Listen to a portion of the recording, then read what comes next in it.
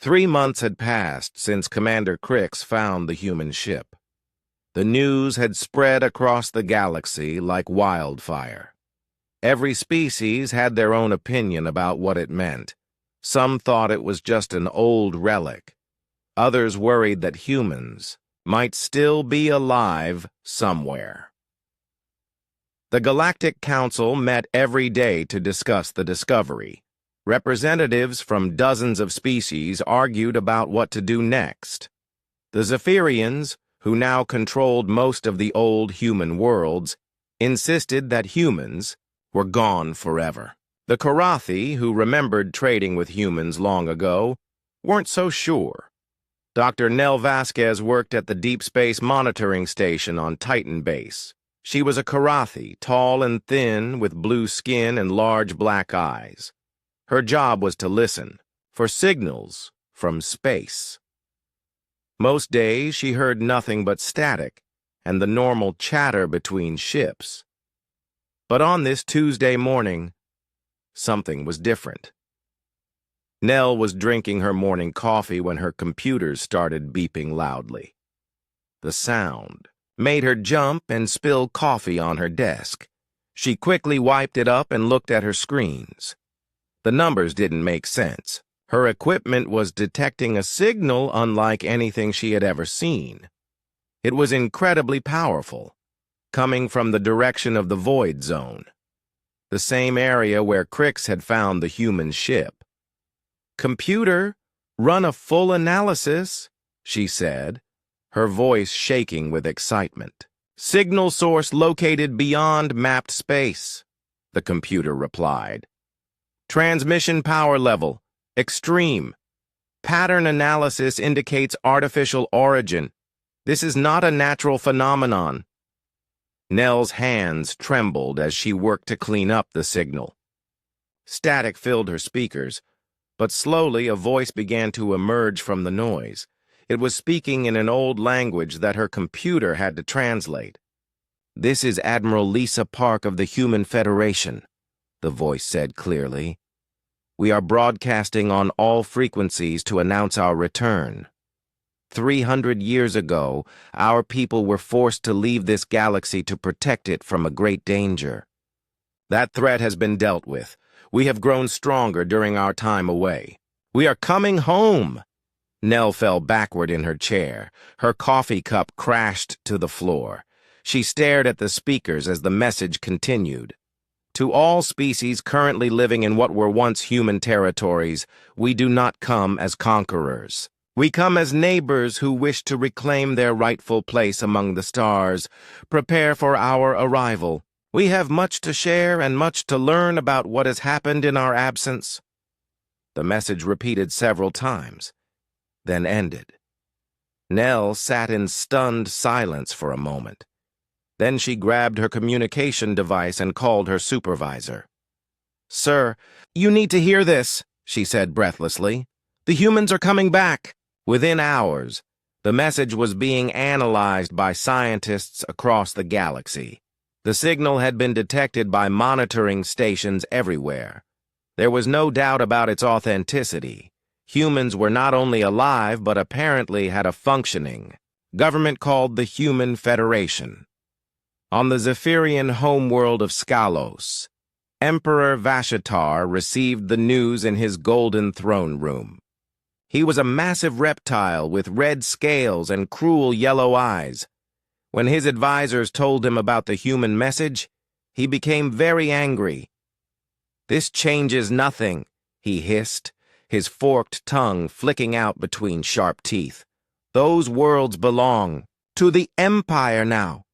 We have lived there for 3 centuries. We have built cities and raised our children there. No extinct species can simply return and take them back." His military commander, General Scar, nodded agreement. "The humans have been gone too long. Their claim to those worlds is no longer valid. If they try to take what is ours, we will show them the strength of the Zephyrian fleet." But not everyone felt the same way. On the water world of Aquarios, the Veltar crystals hummed with concern. These ancient beings remembered the humans well. They had been good trading partners and honest dealers. The Veltar had always wondered what really happened to them. The crystal named Harmony spoke for many of her kind. If the humans say they left to protect the galaxy, we should listen. They were never a cruel species. Something important must have forced them to abandon their homes. Even among the younger aliens who had never seen a human, there was curiosity mixed with fear. Stories of human technology and fighting spirit had become legends. Some tales claimed humans could build machines that thought like living beings. Others said they never gave up, no matter how bad things got. On the neutral space station, Nexus Prime, Ambassador Chen of the Nephilim floated in his gas-filled chamber. The Nephilim were beings made of living clouds who communicated through color changes. Chen's gaseous body shifted from blue to worried purple as he considered the implications. 300 years is a long time, he thought to his assistant. If humans have been building and growing all this time, they may return, with capabilities we cannot imagine. We must be prepared for anything. Back on Titan Base, Nell continued monitoring the signal. Every few hours it repeated. But she noticed something else. The transmission was getting stronger. Whatever was sending it was getting closer. She ran calculations on her computer and discovered something that made her blood run cold. Based on the signal strength and the rate it was increasing, the human fleet would reach the edge of known space in less than 2 weeks. Emergency sessions of the Galactic Council were called. Representatives argued and shouted at each other. Some wanted to prepare for war. Others suggested sending diplomats to meet the humans and negotiate. A few species began quietly moving their ships away from former human territories. The Zephyrians announced they would not give up a single world. Emperor Vashatar ordered his fleet commanders to prepare for battle. Weapons were charged, shields were raised, and troops were put on high alert. But other species made different choices. The Korathi began preparing gifts to welcome the humans back. They remembered the old days fondly and hoped to rebuild their friendship. The peaceful Mothlings started making plans to evacuate their colonies near human space, fearing they would be caught in the middle of a war. As the days passed, more details emerged about the signal. Scientists discovered it was not coming from just one source, but from multiple locations. This suggested the humans had more than one ship, possibly many ships. The transmission technology itself was far more advanced than anything currently used by galactic civilizations. Dr. Reed Paulson, a Korathi scientist, made a disturbing discovery while studying the signal patterns. The mathematical structures embedded in this transmission are beyond our current understanding, he reported to the Council. If this represents their basic communication technology, we may have seriously underestimated their current capabilities. Young aliens who had grown up hearing stories about humans found themselves both excited and terrified. Would the returning humans be the same species their grandparents remembered, or had 3 centuries of exile changed them into something different? As the signal continued its steady pulse across the galaxy, one thing became clear to everyone listening. Ready or not, humanity was coming home. The only question was whether they would return as friends, conquerors, or something else entirely. On distant worlds, mothers held their children closer. Military leaders checked their weapons. Diplomats practiced speeches they hoped they would never have to give. The galaxy held its breath and waited. The space around Nexus Prime had never been so crowded. Ships from every major species in the galaxy floated in careful formation around the neutral station. Zephyrian war cruisers hung next to Karathi science vessels. Veltar crystal ships sparkled like giant jewels while Nephilim gas clouds drifted in protective bubbles. Ambassador Julie Watson stood at the observation deck of Nexus Prime, looking out at the alien fleet. She was human, but the other diplomats didn't know that yet. For 300 years, she and a few others had lived in secret among the aliens, watching and waiting for this day. "They're scared," she said quietly to her companion, Ambassador Carl Mitchell. Like her, he appeared to be Karathi, but it was just a disguise created by advanced human technology. "Can you blame them?" Carl replied. "They've had 3 centuries to get comfortable in our old territory. Now they have to face the possibility that we want it back." A soft chime echoed through the station. The human fleet had arrived. Through the observation windows, everyone could see a strange ripple in space itself. Reality seemed to bend and twist, like looking through water. Then, emerging from this distortion, came a single ship. The vessel was beautiful in a way that made observers forget to breathe. It looked alive, with smooth curves that seemed to flow like liquid metal. Lights pulsed along its hull in patterns that reminded viewers of a heartbeat. The ship was larger than most alien vessels, but it moved with the grace of something much smaller. "By the ancestors," whispered Ambassador Coral of the Veltar crystals. Her crystalline form flickered with colors that showed her amazement. "What kind of technology creates a ship like that?" Captain Alex Turner sat in the command chair of the New Horizon. Around him, his crew worked quietly at stations that seemed to respond to their thoughts as much as their touch. The bridge had no hard angles, just soft curves that made it feel more like a living space than a military vessel. "Sir," reported Navigation Officer Beth Collins, "we're being scanned by at least 40 different ships. Some of the energy signatures are aggressive." Alex nodded calmly. He was a tall man with gray hair and kind eyes that had seen too much. Like all humans now, he looked the same age he had when they left the galaxy. "Let them scan us, Beth. They're curious and frightened. That's natural." "Incoming transmission from Nexus Prime," announced Communications Officer Dave Preston. "They're requesting permission to board for diplomatic talks." "Tell them we accept," Alex said. "And Dave, make sure they know we come in peace."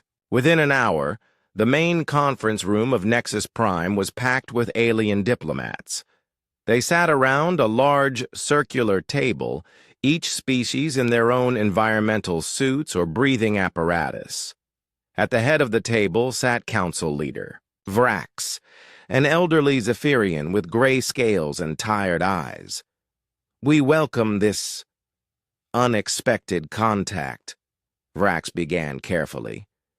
"Though we must admit, many of us believed humans to be extinct." The airlock opened, and Captain Turner entered with 2 of his officers. The aliens fell silent as they got their first look at humans in 3 centuries. They looked exactly as the old records described them, but there was something different about their confidence and the way they moved. "Thank you for agreeing to meet with us," Alex said, his voice calm and friendly. "I know our return must be surprising. We have much to explain."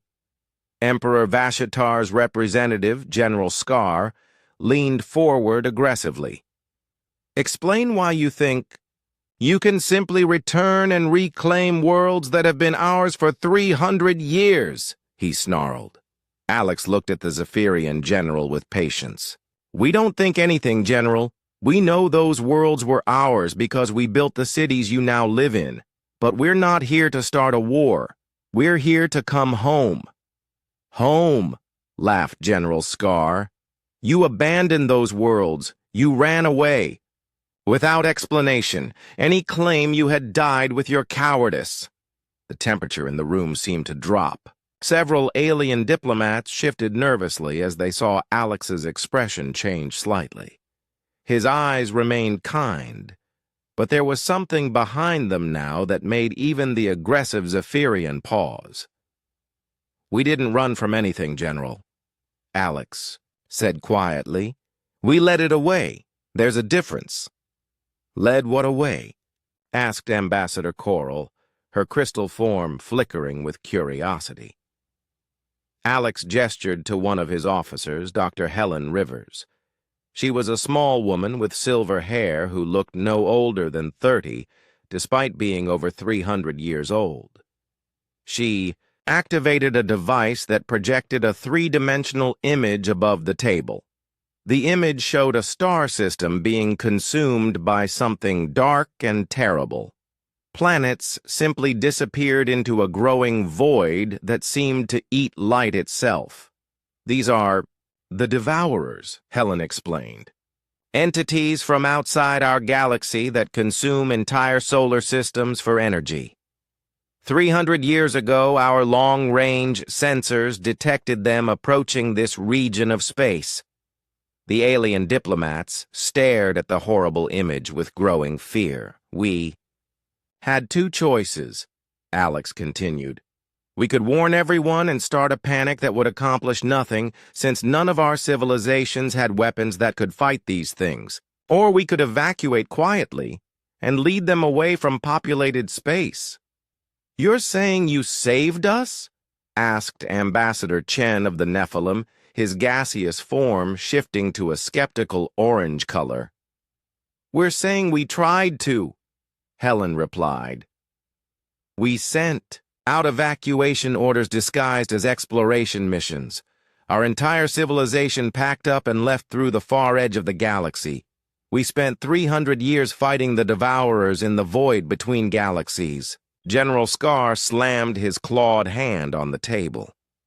"Lies! Where is your proof? Why should we believe this fairy tale?" Dr. Rivers touched her device again. The projection changed to show a massive battle in deep space. Human ships that looked like living creatures fought against dark entities that hurt to look at directly. The battle was clearly real, recorded by sensors during actual combat. "We have 3 centuries of battle records," Helen said simply. "The war lasted longer than we hoped, but we finally found a way to defeat them. The immediate threat is over." "But why come back now?" asked Vrax. "If you've been gone so long, why not stay where you are?" Alex smiled, and for the first time, the aliens saw something that reminded them of the humans from the old stories. "Because this is our home. Our ancestors are buried in the soil of these worlds. Our children deserve to see the stars their great-grandparents grew up under." "And you think we'll just give everything back?" General Scar demanded. "We think you'll be reasonable," Alex replied calmly. "We're not asking you to leave. We're asking you to share. The galaxy is big enough for all of us." Ambassador Coral's crystal form began to pulse with hopeful blue light. "You're proposing coexistence, not conquest?" "We learned something during our exile," Alex said, looking around the table at each alien representative. "We learned that isolation makes everyone weaker. We're stronger when we work together." "Pretty words," General Scar sneered. "But what if we refuse? What if we decide that possession is more important than your ancient claims?" Alex was quiet for a long moment. When he spoke, his voice was still calm, but every alien in the room felt a chill. "Then you would force us to show you what 300 years of fighting for survival has taught us," he said. "But we hope it won't come to that." The meeting continued for hours. Humans answered questions about their technology, their population, and their intentions. They were patient with hostile questions and generous with information. But underneath their diplomatic words, every alien could sense the same message. Humanity had returned, and they were not the same species that had left. They were something new, something that had been forged in the fires of an unimaginable war. They offered friendship and cooperation, but they were also prepared for conflict if necessary. As the session ended, Captain Turner stood to leave. "We'll give you time to discuss what we've told you," he said. "Our fleet will wait at the edge of this system for your decision. But understand this, we're not going away again. This galaxy is our home, and we intend to stay." As the humans left the conference room, the alien diplomats sat in stunned silence. Through the observation windows, they could see the new horizon floating peacefully among their war fleets. It looked small and defenseless, but somehow that only made it more frightening. The galaxy would never be the same. The demonstration was scheduled for the next day, but none of the alien diplomats slept well. Dr. Maria Santos arrived at Nexus Prime's main laboratory early in the morning, carrying a simple black case that contained technology beyond the aliens' wildest dreams. Maria was a quiet woman with dark hair and gentle eyes. She had spent 200 years developing the scientific advances that would change everything. As she set up her equipment, alien scientists watched nervously from behind. Protective barriers. "What you're about to see," Maria began, speaking to the crowded observation gallery, "represents 3 centuries of human innovation. We didn't choose to become advanced. Survival demanded it." General Scar stood with his arms crossed, still skeptical. "Science demonstrations are one thing. Real capability is another." Maria smiled and touched a control on her device. "Computer, please show our guests the molecular scanner." A beam of soft blue light emerged from her equipment and swept across the room. Instantly, a 3-dimensional map appeared in the air above their heads. It showed every atom in the laboratory, every molecule of air, even the individual components of each alien's breathing apparatus. "This scanner can analyze matter down to the quantum level," Maria explained. "We can see the exact structure of any object, understand its properties, and modify it as needed." Ambassador Coral's crystal form flickered with amazement. "Modify? It how?" "Watch." Maria pointed the scanner at a metal chair near the wall. The beam focused on the chair, and slowly the metal began to change. Its color shifted from gray to gold, then to silver. Its shape flowed like liquid, becoming first a table, then a sculpture, then returning to its original form as a chair. The alien scientists gasped. Dr. Telix of the Karathi stepped forward, his blue skin pale with shock. "You're manipulating matter at the atomic level. That should be impossible without enormous energy requirements." "That's what we thought too, 300 years ago," Maria replied.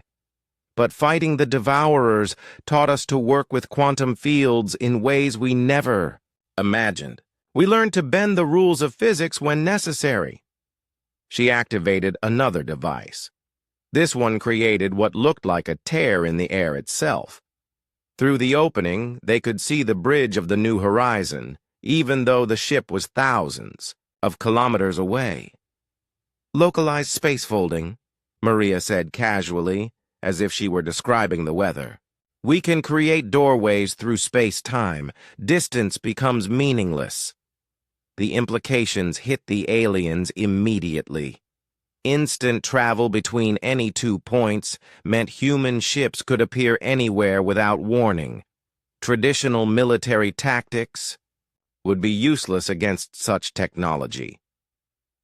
Emperor Vashitar's scientific advisor, Dr. Korthak, stood up suddenly.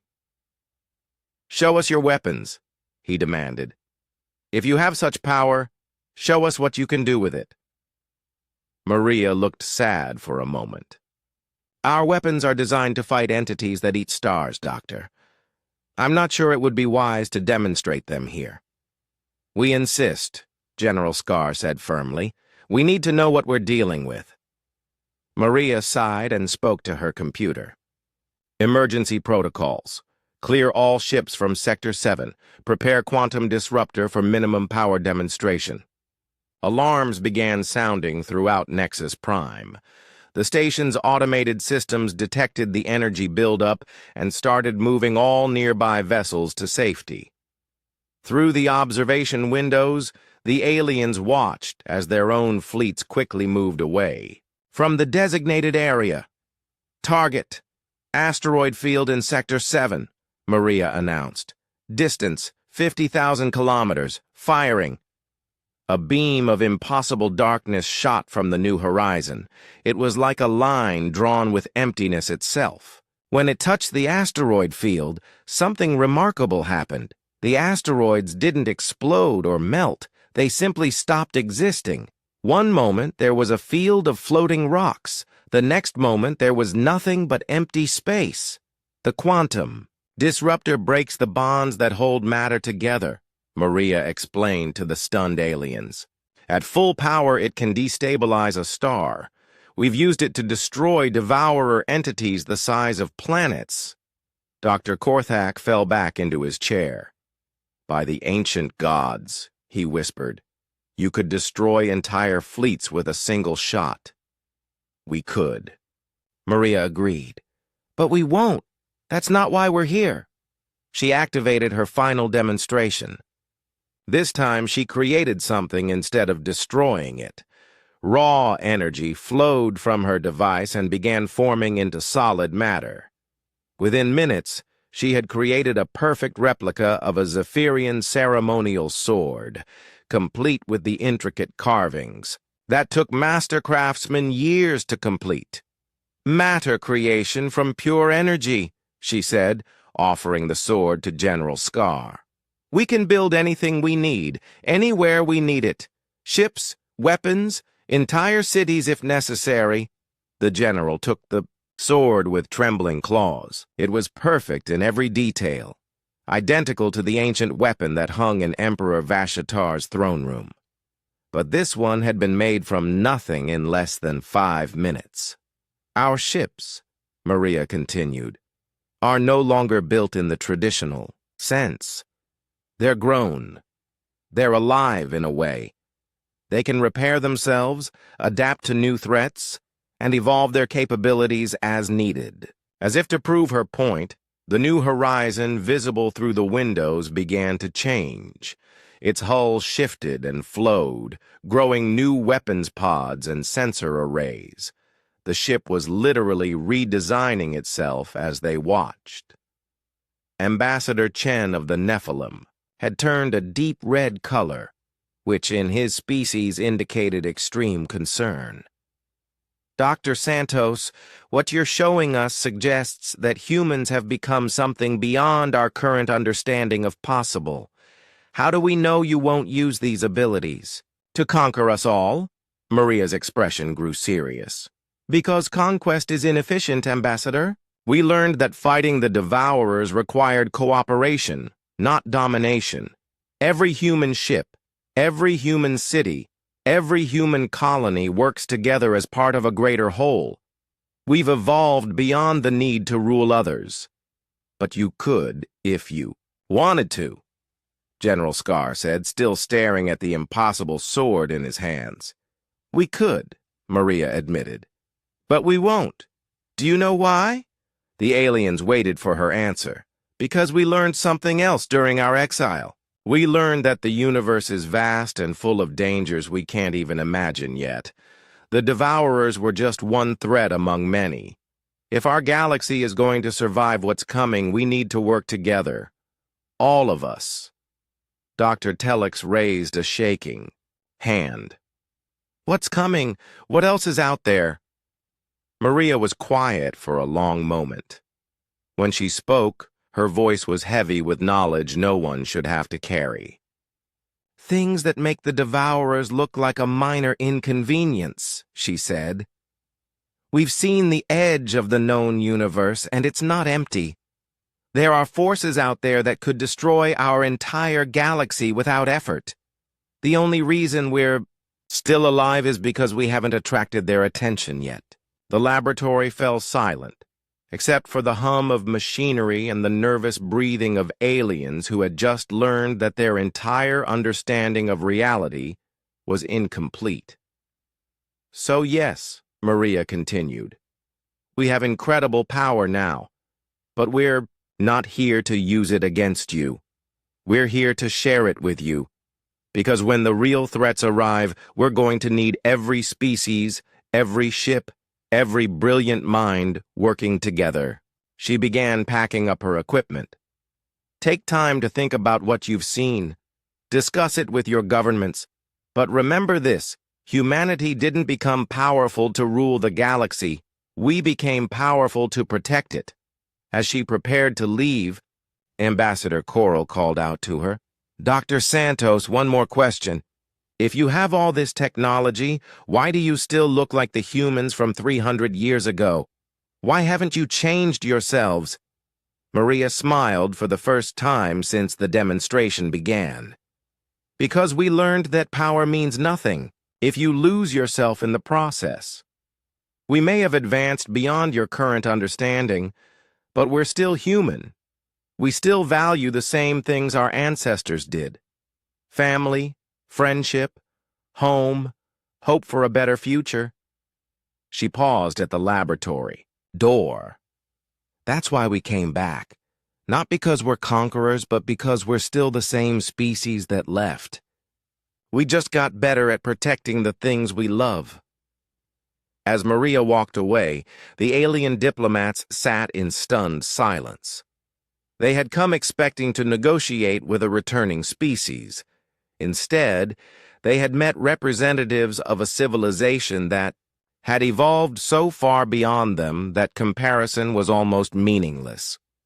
The question now was whether they would accept humanity's offer of partnership, or whether fear would drive them to make the mistake of treating gods like enemies.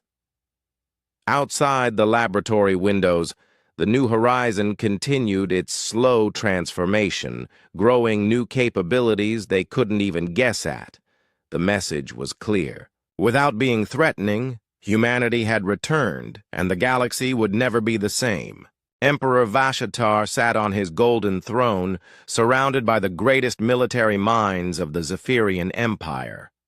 The throne room was vast and intimidating, with statues of ancient Zephyrian warriors lining the walls. Red banners hung from the ceiling, each one marking a world conquered by the Empire. "They think they can frighten us with parlor tricks," the Emperor hissed, his forked tongue flicking between razor-sharp teeth. 3 centuries ago, humans were just another species. Now they return with fancy technology and expect us to bow down like frightened children. General Scar stood at attention before the throne. The ceremonial sword Maria had created was strapped to his side, a constant reminder of human capabilities. "My lord, perhaps we should consider their offer of coexistence. Their technology is far beyond ours." "Coward!" Vashatar roared, rising from his throne. His massive form towered over the general, scales gleaming like blood in the torchlight. "The Zephyrian Empire bows to no one. We built our civilization on strength, not on hiding behind impressive toys." Admiral Cross, commander of the Imperial fleet, stepped forward. She was smaller than the other Zephyrians, but had more battle scars than anyone in the room. "Emperor, our intelligence reports suggest the humans have only shown us a fraction of their true capabilities. Perhaps we should test them before making any final decisions." Vashatar's yellow eyes narrowed with cunning. "Yes, a test. Send word to Admiral Park. Tell her the Zephyrian Empire does not recognize human claims to our territory. If they want, Their world's back, they can take them from us. 3 days later, the human fleet received the Emperor's ultimatum. Admiral Lisa Park stood on the bridge of her flagship, Resilience, reading the message with calm eyes. She was a woman who had seen more combat than any living being should have to endure. Her hair was silver with age, but her body was strong and her mind sharp. "They want to meet us at New Terra," she said to her command staff. "One of our old colony worlds. They're offering single combat. Their entire battle fleet against one of our ships." Captain Ryan Brooks, commander of the experimental vessel Defiance, smiled grimly. "Sounds like they don't understand what they're dealing with, Admiral." "They understand perfectly," Lisa replied. "They're hoping to prove that human technology can't make up for being outnumbered 1,000 to 1. It's actually a smart strategy, if they're right." Commander Sam Wright, her tactical officer, looked worried. "Admiral, intelligence reports show the Zephyrian fleet has over 800 ships, heavy cruisers, battleships, carrier vessels. If we send one ship against that force, we'll be making a statement," Lisa finished. "The question is, what kind of statement do we want to make?" She walked to the main display, which showed the tactical situation at New Terra. The planet below had been a human agricultural world 3 centuries ago. Now it was covered with Zephyrian cities, their red pyramids gleaming in the sunlight. "Ryan," she said, turning to Captain Brooks, "how long since the Defiance had a real field test?" Brooks grinned. "Too long, Admiral. My ship is getting restless." The Defiance was humanity's newest design, even more advanced than the ships they had used to fight the Devourers. It was smaller than traditional warships, but packed with technology that bent the laws of physics. Most importantly, it was designed to prove a point rather than destroy enemies. "Take the Defiance to New Terra," Lisa ordered. "Show them what humanity has learned about warfare. But Ryan, minimal casualties. We're trying to make friends, not start a genocide." "Understood, Admiral." 2 weeks later, the space around New Terra looked like a military parade.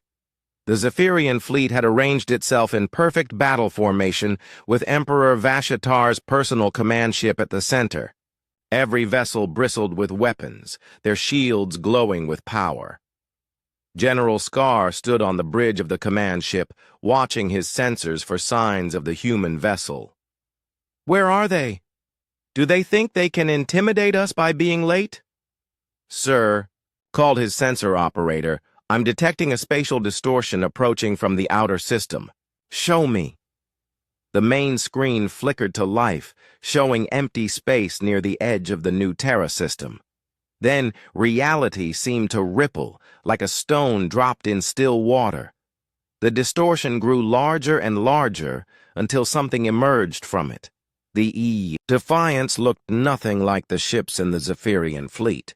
Where their vessels were angular and aggressive, the human ship was smooth and organic. It moved through space like a living creature, its hull shifting color from deep blue to silver as it approached. "That's it?" General Scar laughed. "That's their champion? It's barely the size of one of our escort frigates." Emperor Vashatar studied the approaching ship through the command center's viewers.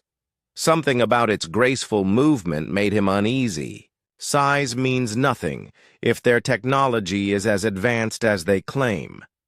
"Signal the fleet. Attack formation." Captain Brooks sat in the Defiance's command chair, completely relaxed despite facing impossible odds.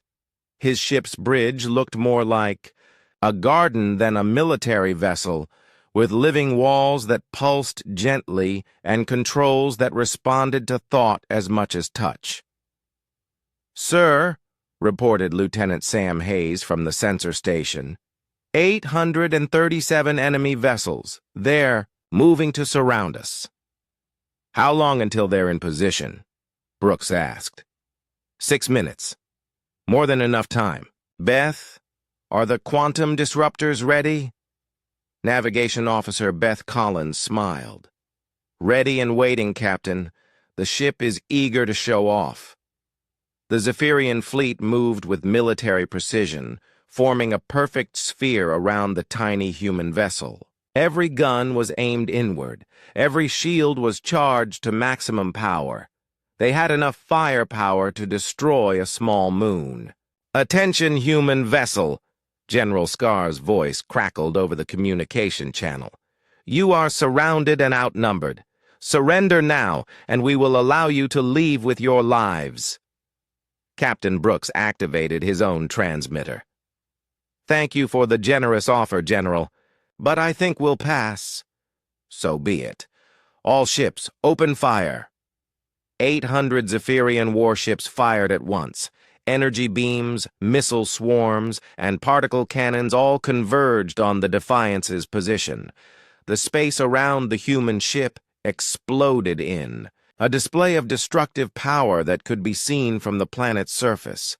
When the light faded, the Defiance hung in space completely undamaged. It hadn't even moved. "Impossible!" General Scar shouted.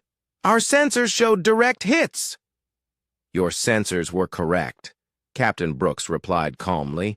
"You hit us. We just didn't notice." The Defiance began to move, but not in any way the Zephyrians expected. Instead of using engines, the ship seemed to fold space around itself, appearing and disappearing at different points in the enemy formation. It moved faster than their targeting computers could track. "Begin quantum disruption," Brooks ordered. "Minimum power. Target their weapon systems only." Beams of absolute darkness reached out from the Defiance, touching each Zephyrian ship for just a moment. Where the beams hit, weapons simply stopped working.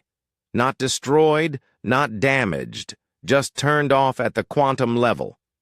Within 3 minutes, the entire Zephyrian fleet was helpless. 800 warships floating dead in space, their crews unharmed but their weapons completely disabled. "How?" General Scar whispered, staring at his dead control panels. Captain Brooks opened a channel to the entire fleet. "Your ships are undamaged and your crews are safe. Your weapons will return to normal function in exactly 1 hour. Consider this a demonstration of human intentions." He paused, letting that sink in.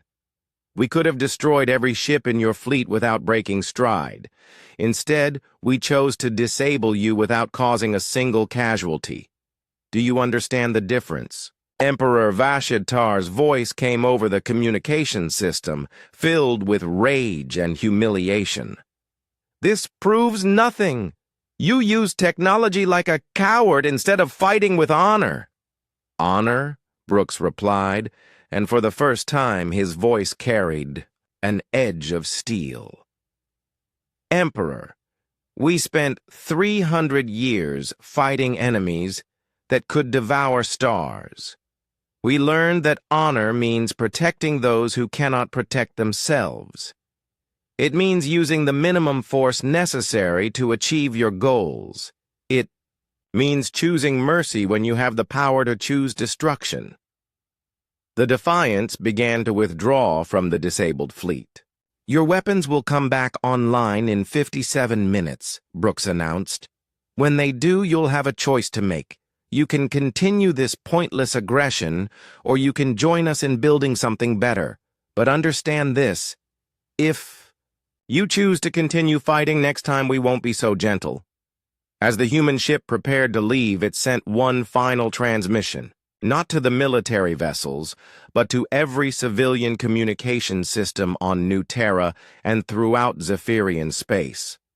"This is Captain Ryan Brooks of the Human Federation. To all beings living on former human worlds, know that we do not come as conquerors. We offer partnership, trade, and shared knowledge. We have learned that the universe is vast and dangerous, and we are stronger when we work together. The choice of war or peace belongs to your leaders, but the offer of friendship belongs to all of us. The transmission ended, and the Defiance disappeared into folded space, leaving behind 800 disabled warships and a galaxy that would never again underestimate humanity's capabilities. On the planet below, alien civilians looked up at the stars and wondered if Lieutenant Kate Williams had always been good at finding secrets. As Chief Intelligence Officer for the Human Federation, she had spent decades learning to see patterns that others missed. Now, sitting in her small office aboard the research vessel Discovery, she was uncovering a truth that would change everything. The data spread across her desk came from dozens of sources: alien databases, historical records, communications logs from 300 years ago. Most intelligence officers would have seen random information. Kate saw a conspiracy. "Computer, display timeline analysis for the year 2724, she said, pushing her brown hair back from tired eyes. A holographic display showed the months leading up to humanity's evacuation.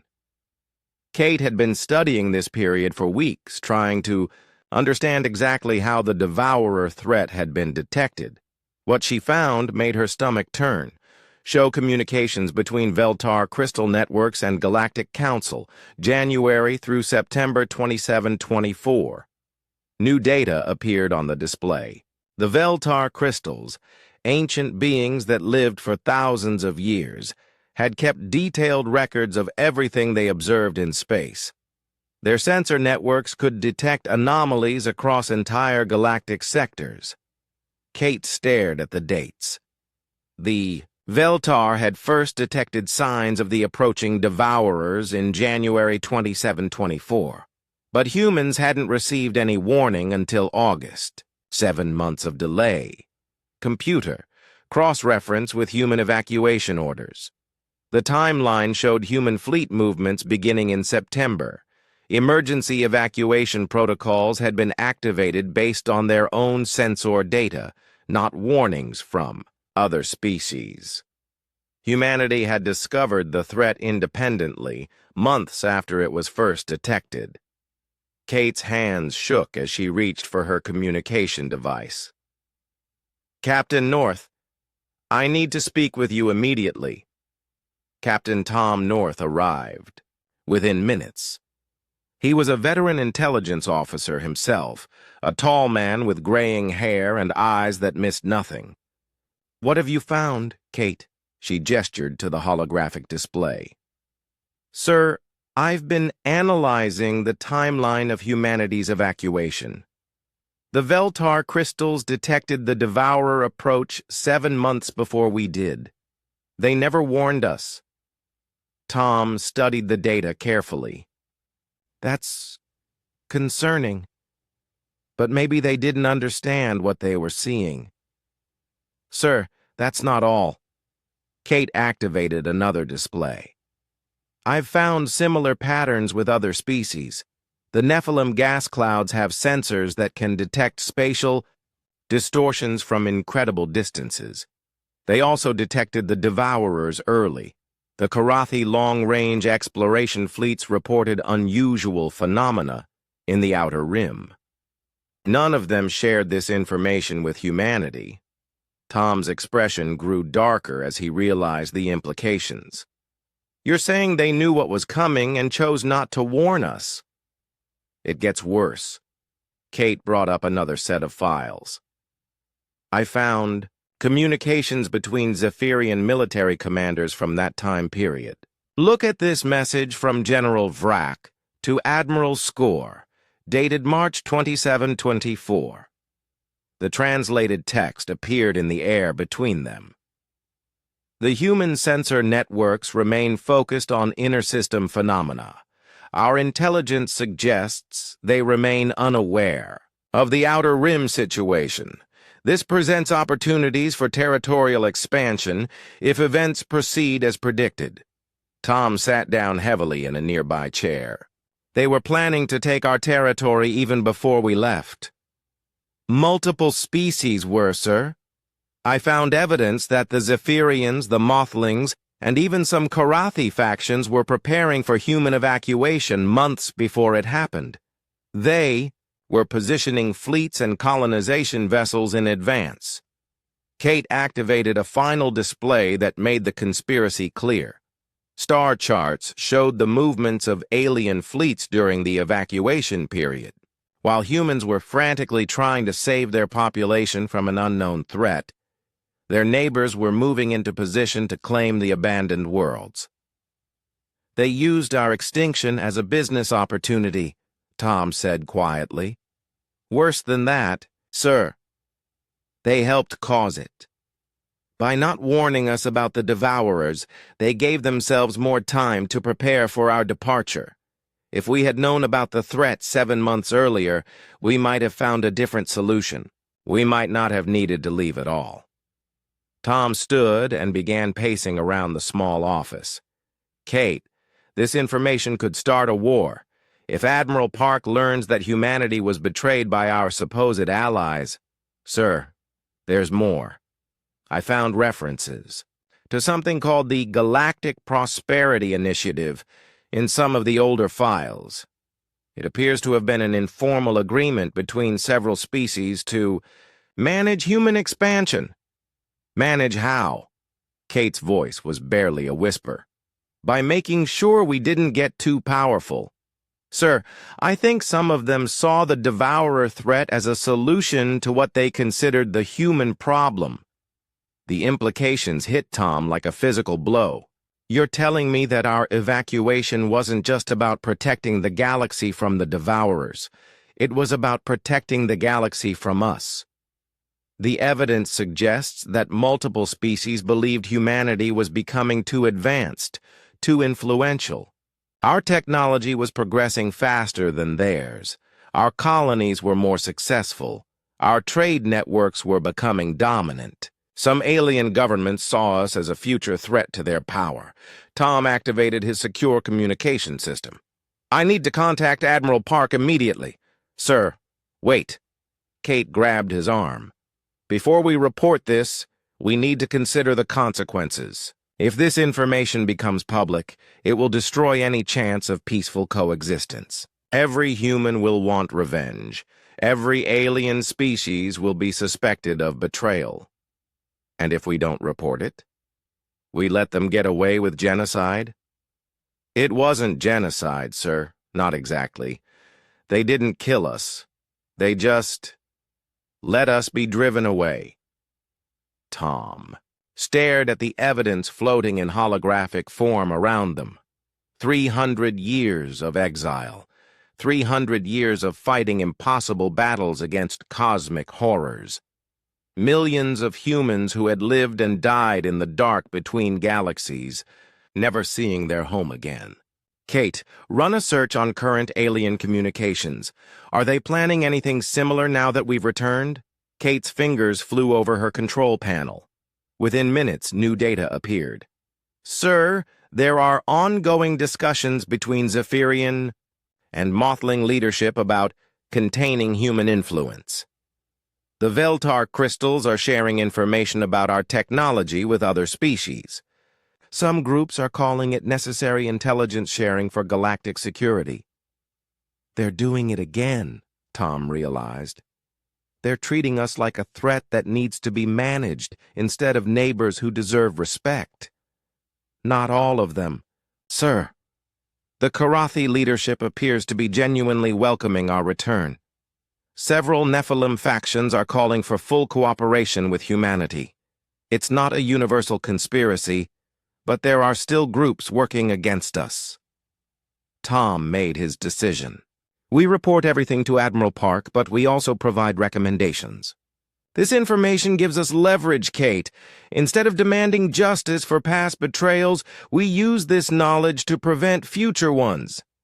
How do we do that?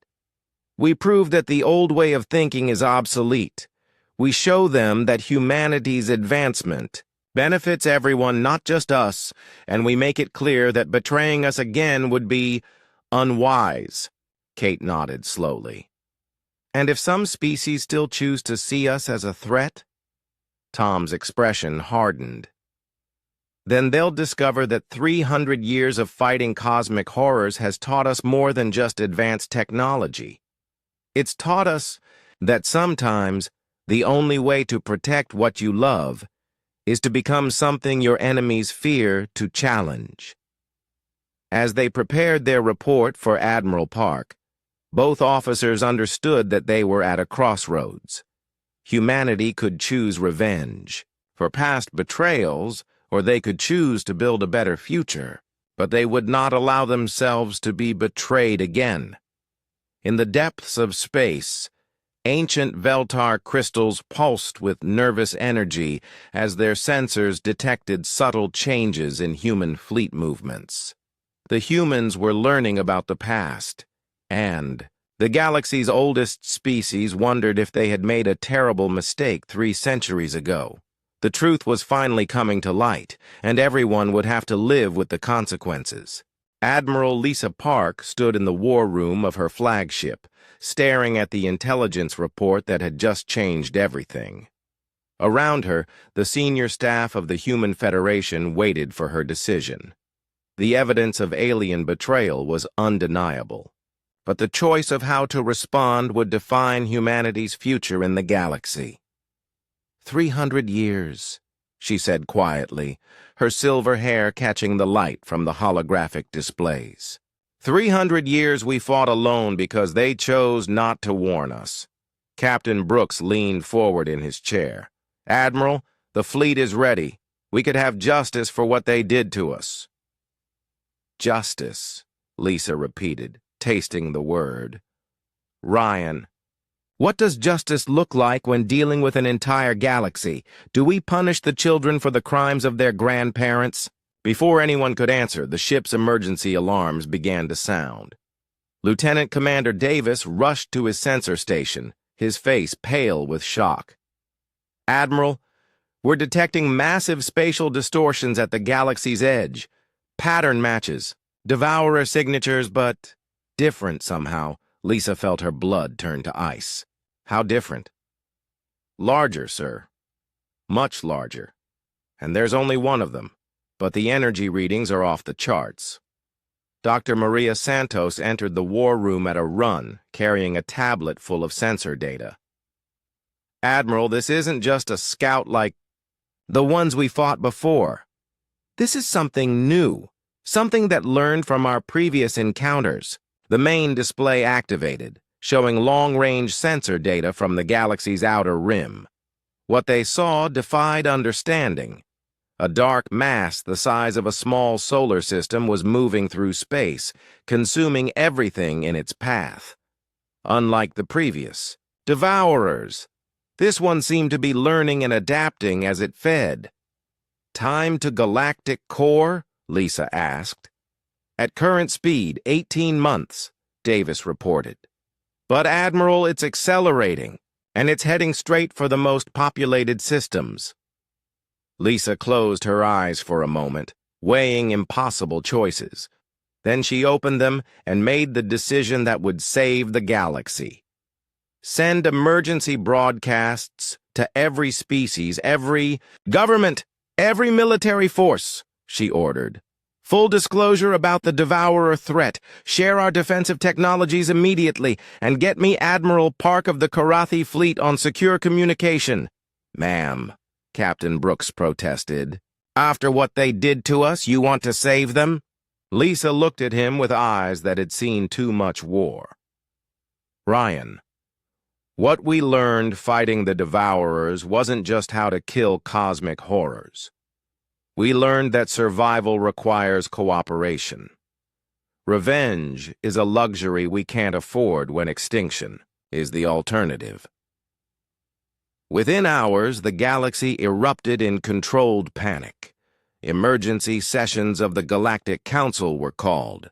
Military fleets began moving toward defensive positions. Most importantly, human scientists started sharing 3 centuries' worth of anti-devourer technology with their former enemies. Engineer Commander Steve Collins found himself in the strangest position of his career. He was standing in a Zephyrian shipyard working alongside the same military engineers who had recently tried to destroy humanity. The irony was not lost on him. The quantum shielding must be installed in precise patterns, he explained to General Scar, who was now taking notes instead of making threats. If the field generators are even slightly misaligned, the shields will collapse under devourer energy. Assault! General Scar looked uncomfortable, asking for help from the humans he had recently fought. How long will these modifications take? For your entire fleet? 3 weeks, if we work around the clock. But General, you need to understand something. This technology requires trust to function properly. The shield networks between ships must be perfectly synchronized. If even one vessel holds back or tries to sabotage the others, the entire defense fails. The implications were clear. To survive the Devourer, ancient enemies would have to work together with perfect cooperation.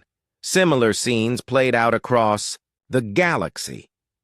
On Veltar crystal worlds, human technicians worked with alien scientists to upgrade their sensor networks.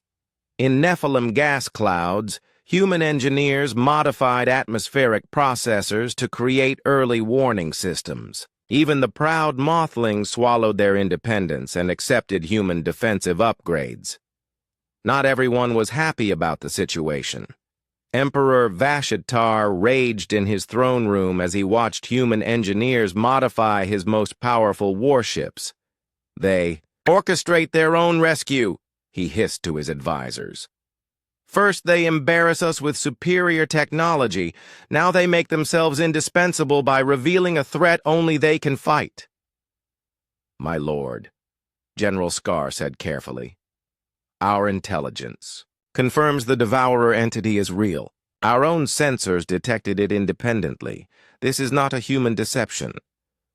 Of course it's real, but how convenient that it appears just as they return to reclaim their territory. Admiral Cross stepped forward. Emperor, with respect, they're territorial. Claims seem less important now. If this entity reaches our core worlds, there won't be an empire left to rule. Meanwhile, the human fleet worked frantically to prepare for a battle unlike anything they had fought before. This Devourer was different from the ones they had encountered in exile. It had learned from humanity's previous victories and adapted its tactics. Dr. Santos briefed Admiral Park on their latest discoveries. This entity appears to be using our own quantum disruption techniques against us. It's analyzed our weapons and developed defenses. We can't simply repeat our previous strategies. What do you recommend? Full integration with alien fleets. Their different technologies might provide solutions we haven't considered. The Veltar crystals can create harmonic frequencies that disrupt Devourer energy patterns. Nephilim gas. Clouds can form living shields that adapt in real time. Zephyrian warships have raw firepower that could penetrate enhanced Devourer defenses. Lisa nodded slowly. You're saying we need them as much as they need us. Exactly. This isn't about human superiority anymore, Admiral. This is about combining the best of every species to face a threat that's evolved beyond what any one civilization can handle. 2 weeks later, the combined galactic fleet assembled at the edge of inhabited space. It was the largest military force in recorded history, with ships from dozens of species flying in perfect formation. Human vessels with their organic curves flew alongside angular Zephyrian battleships and crystalline Veltar constructs. Admiral Park stood on the bridge of her flagship, watching the integrated fleet prepare for battle. Beside her stood Admiral Korth of the Karathi, Emperor Vashitar himself, and representatives from every major species. Incoming transmission from the Devourer entity, reported the communications officer. The main screen flickered to life. showing something that chilled everyone present. The entity had developed the ability to communicate, and worse, it was using human voices. "We remember you," it said, speaking with the voices of long-dead human colonists. "You taught us new ways to consume. We have learned. We have grown. Now, we return your lessons." Admiral Park stepped forward. "This is Admiral Lisa Park of the United Galactic Defense Force. You will not pass this line." "United?" The entity laughed with 1,000 human voices. "You are not united. You are prey species that fight each other while we feast. We have watched. We have learned. Your cooperation is temporary. Your unity is false." "Maybe it was false. Once," Lisa replied calmly. "But you made a mistake. You gave us time to learn that we're stronger together than apart." The entity's response was to launch the first wave of attack. Dark tendrils of consuming energy reached across space toward the Allied fleet. But instead of individual ships trying to survive alone, the entire fleet moved as one organism. Zephyrian shields absorbed the initial impact. Veltar crystals redirected the energy into harmless frequencies. Nephilim clouds formed adaptive barriers that flowed around the attacks. And human ships provided the quantum disruption fields that held it all together. For the first time in cosmic history, a devourer entity met resistance it could not simply consume. "All ships," Admiral Park broadcast to the fleet, "remember what we learned. Individual strength means nothing. Unity is our weapon. Together, we are unbreakable."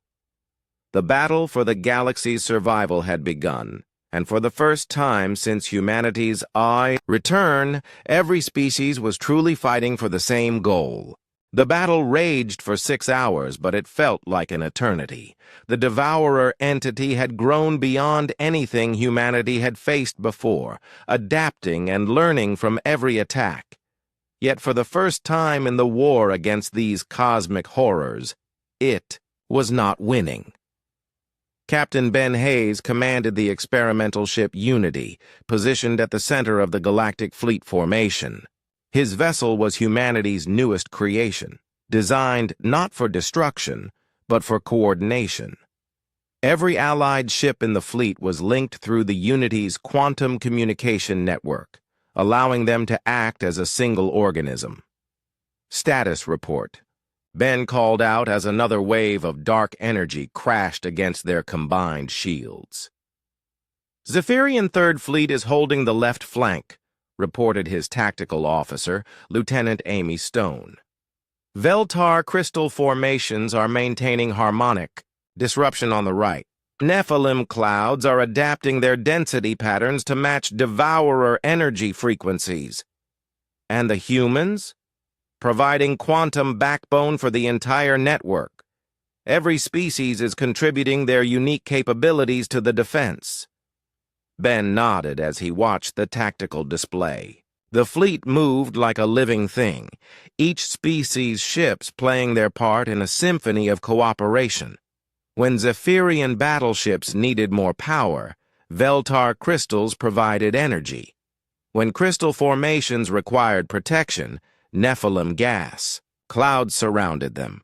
When the clouds needed structure, human quantum fields gave them stability.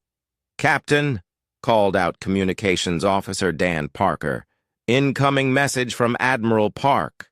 Put her through." Admiral Lisa Park's voice filled the bridge, calm despite the chaos around them. "Ben, we need to try something new. This entity has adapted to all our previous tactics. It's time for the Cascade Protocol." Ben felt his stomach tighten.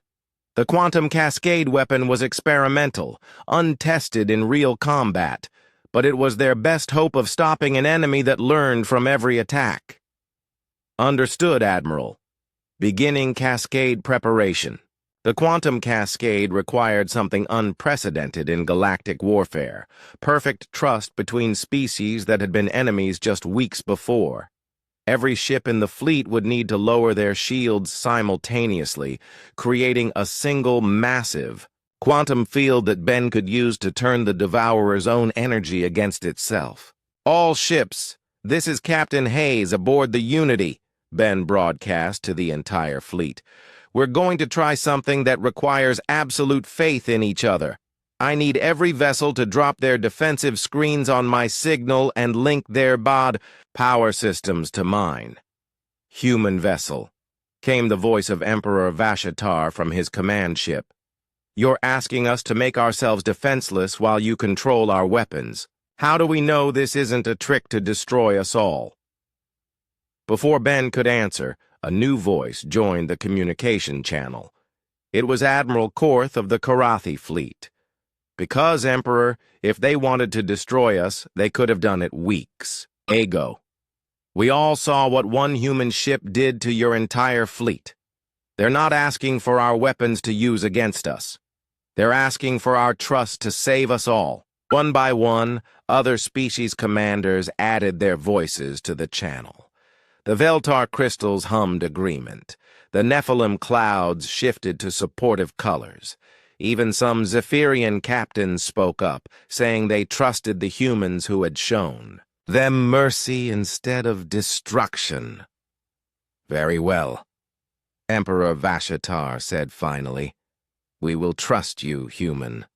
But if you betray us—" "If I betray you, Emperor, we'll all be dead anyway," Ben replied. "Initiating cascade sequence in 30 seconds. The Devourer entity seemed to sense something changing in the fleet's behavior. Its attacks intensified, dark tendrils of consuming energy reaching out to devour ships before they could complete their transformation.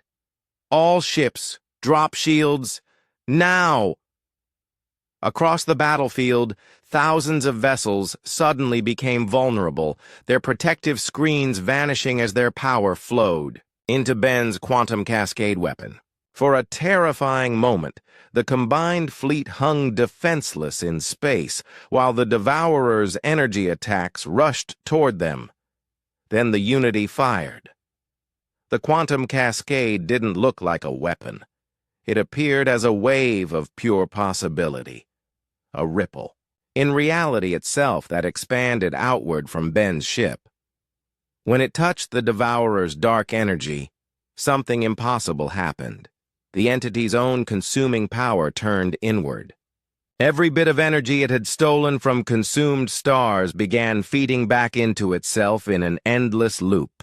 The more it tried to devour, the more it devoured itself. "It's working!" Amy Stone shouted from her station. "The cascade is creating a feedback loop. The entity is consuming its own mass." But the Devourer was not helpless. As it began to collapse under its own reversed energy, it launched one final desperate attack.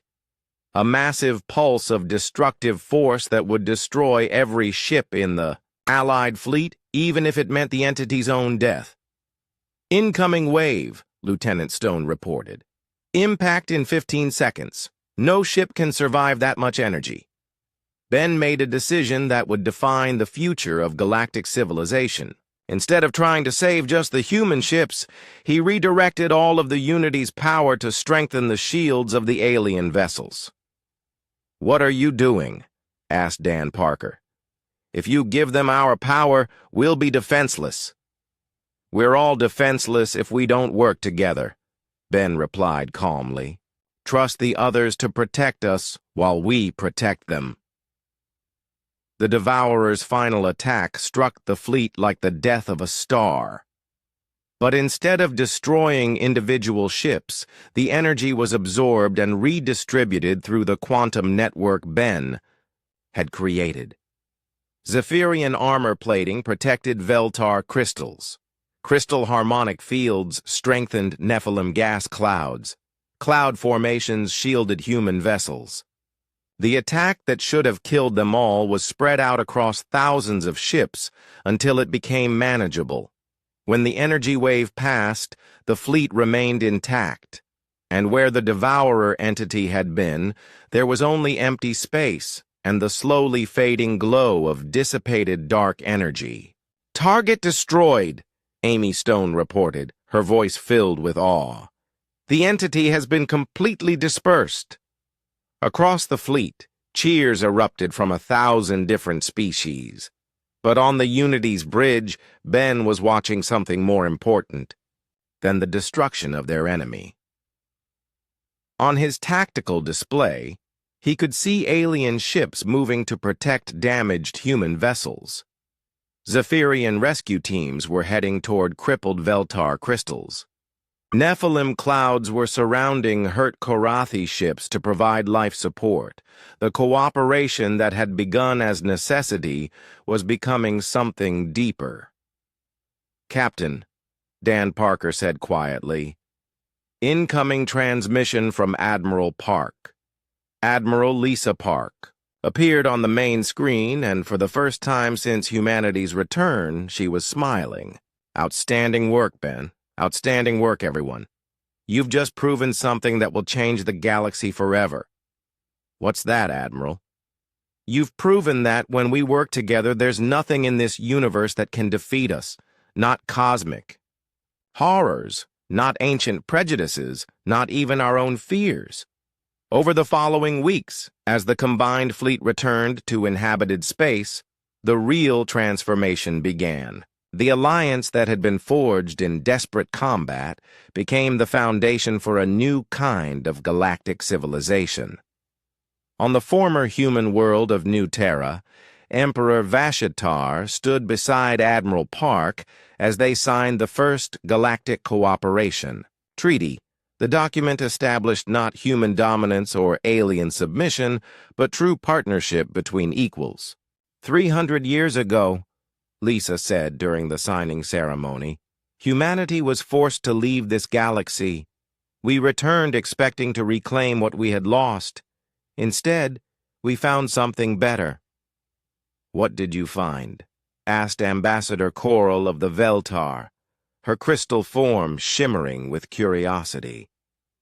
"We found that home isn't just the places you were born. Home is the people you choose to stand with when everything else falls apart. Today, this entire galaxy is our home, and every species in it is our family." Emperor Vashitar, who had spent months planning to fight the returning humans, now found himself working alongside them to rebuild worlds damaged by the Devourer attacks.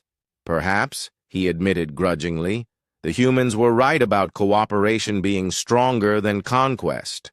In the months that followed, former human colonies became centers of interspecies cooperation.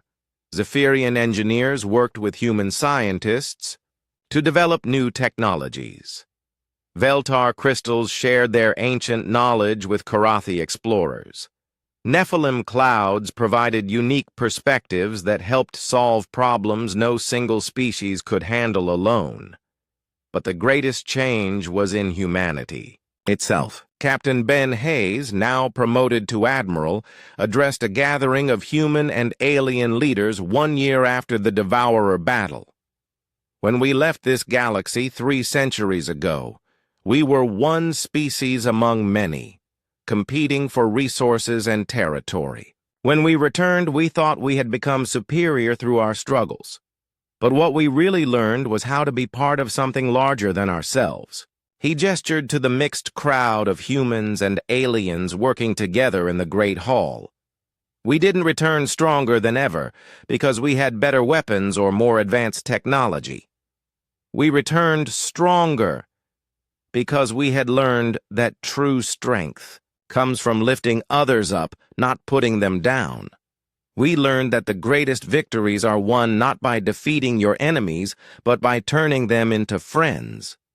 As Ben spoke, reports continued to arrive from the galaxy's edge. Human deep space. Sensors, now integrated with alien detection networks, monitored the void between galaxies for signs of new threats, because they all knew